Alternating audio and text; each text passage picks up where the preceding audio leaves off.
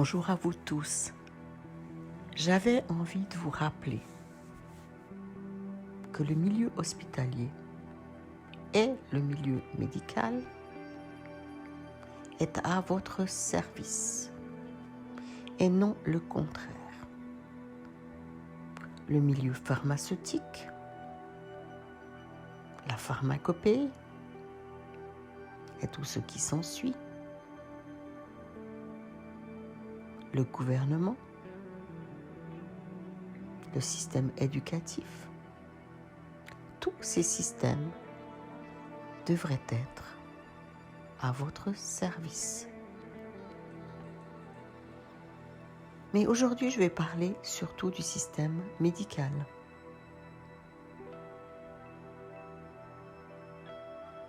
En vous rappelant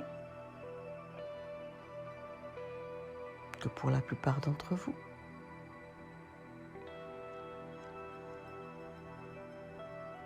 vous ne faites pas exprès d'être malade.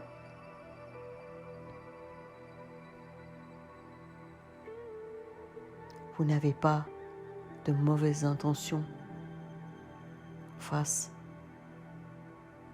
au médecin, au système, à l'infirmier ou à l'infirmière.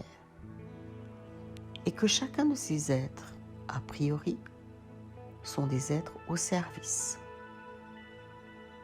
Leur vocation, leur sacerdoce si vous voulez les appeler comme ça, leur raison d'être, c'est d'être au service de qui vous êtes, d'une population et de gens malades.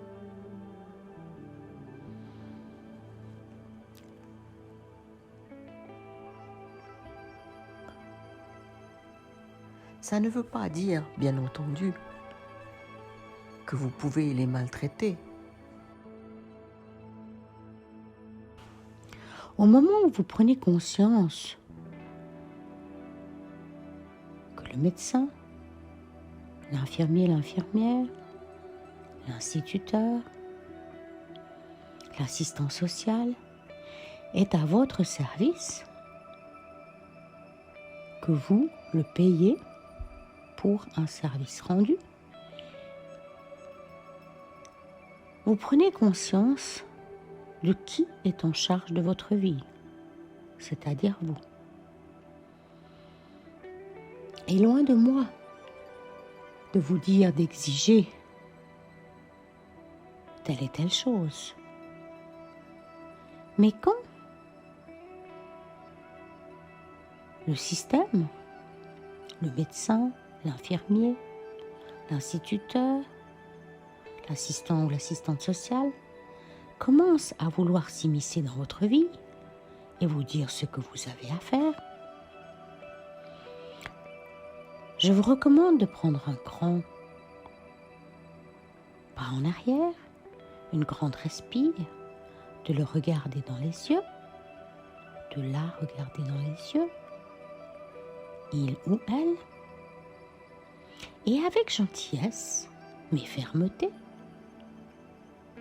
d'oser dire non, d'oser dire que vous n'êtes pas d'accord, d'oser dire c'est moi le malade ici, vous êtes à mon service, je vous paye pour que vous puissiez m'aider et non pas pour que vous me disiez ce qu'il faut faire. Pas forcément simple, puisque dans l'inculqué, dans l'inconscient collectif, le médecin, l'instituteur ont des positions sociales, hiérarchiques, plus élevées. Et à moi de dire non, ce sont des humains en chemin, des humains qui ont fait certaines études, qui ont eu d'autres systèmes d'inculqués, entre autres le système matriciel dans lequel nous vivons actuellement, et qui souvent prennent le pouvoir, de manière consciente ou non, et essayent de dicter votre comportement et ce que vous avez à faire. Je vous recommande d'y réfléchir. Il est toujours plus dur en situation de stress, ou si vous êtes malade, ou en situation de besoin, de reprendre votre pouvoir et de dire à l'autre, oh, oh, stop, je viens chercher de l'information, je viens chercher votre compétence, je viens pas me faire dicter ce que je dois faire ou non. Plus vous aurez réfléchi à tout ceci avant une situation stressante, et sachez que tout au long de nos vies, nous aurons toujours des situations stressantes par période, plus vous aurez pris de l'assise sur qui vous êtes,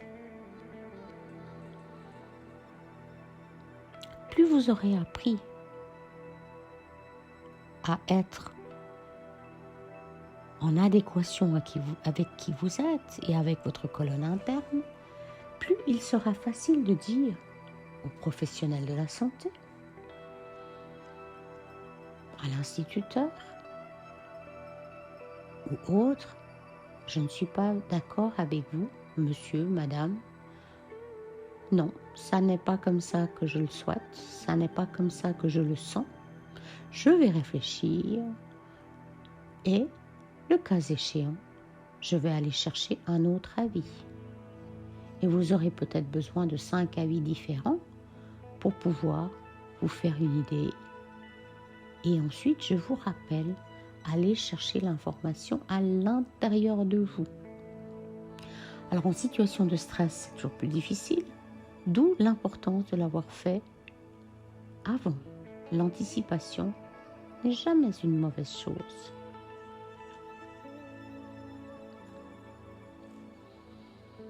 Je vous rappelle donc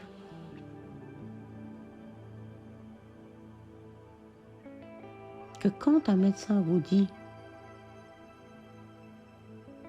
Vous serez hospitalisée, madame, la semaine prochaine », et vous lui dites « Ah non, c'est pas pour moi »,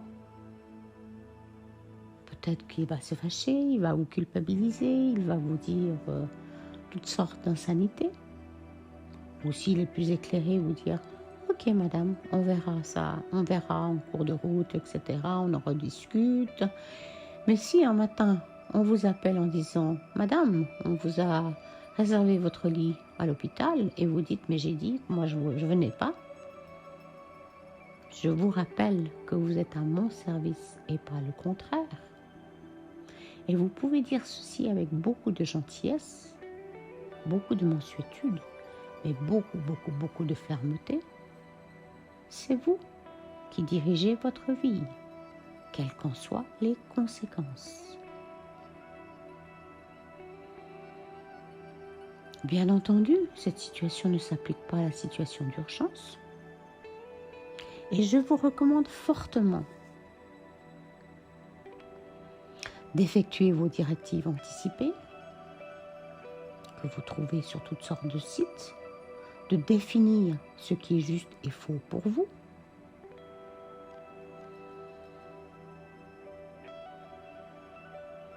et d'en informer vos proches et éventuellement votre médecin, pour que, le cas échéant, les personnes autour de vous, vos êtres chers, sachent ce que vous voulez en cas de situation de crise.